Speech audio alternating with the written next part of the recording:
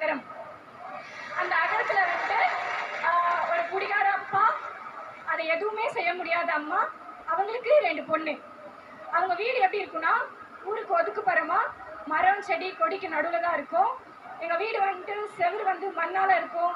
அதுக்கு அந்த கூரை இருக்கும். மழை பெஞ்சா நிறைய ஒழுகும். அடிக்கடி பாம்பு பள்ளிலாம் கெஸ்ட் மாதிரி வந்துட்டு போவாங்க. இதுதான் என்னோட வாழ்க்கை.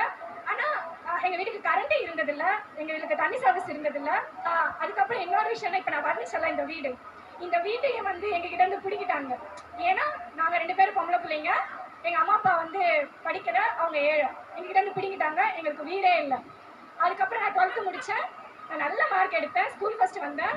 நான் 195 கட் ஆஃப் எடுத்தேன். ஆனால் எனக்கு என்ன பண்ணுறதுன்னு தெரியல. அப்போ வந்து என்னோட லைஃபே வந்து ஒரு அப்சைட் டவுனாக மாறிச்சு. எனக்கு அகரம் பற்றி யாரும் வந்து சொன்னதெல்லாம் இல்லை. எங்கள் ஹெட் மிஸ்டர்ஸ் வந்து எனக்கு அந்த 10 நம்பர்ஸ் மட்டும் கொடுத்தாங்க. இப்போது இதுக்கு டயல் பண்ணு, you will get what you deserve அப்படின்னு தான் சொன்னாங்க. நான் அதை வந்து 2014 மார்ச்சில் டயல் பண்ணேன். என்னோட வாழ்க்கை அதுக்கப்புறம் ரொம்ப அழகாகிடுச்சு. சார் சாய்ராமில் தான் சார் நான் படித்தேன். சாய்ராம் அலுவலி. ஸோ நான் இங்கே சாய்ராமில் தான் எனக்கு சீட்டு கிடச்சிச்சு. நான் தமிழ் மீடியமில் படித்தேன். ஆக்சுவலாக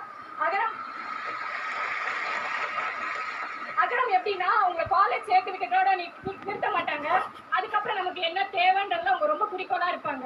எனக்கு ரொம்ப ஸ்ட்ரகிளாக இருந்துச்சு. ஏன்னா இங்கிலீஷ் மீடியம் டக்குன்னு அடாப்ட் பண்ணிக்க முடியல, என்னால் ஏற்றுக்க முடியல. நான் வந்துட்டு ரொம்ப கம்மியாக மார்க் எடுக்கிறேன் அப்படின்றதுனால நான் திரும்ப அகரத்துக்கிட்ட தான் போய் நின்னேன், எனக்கு ஹெல்ப் பண்ணுங்க அப்படின்ட்டு. எனக்கு இந்த கெரியர் கைடன்ஸ் கொடுத்தாங்க.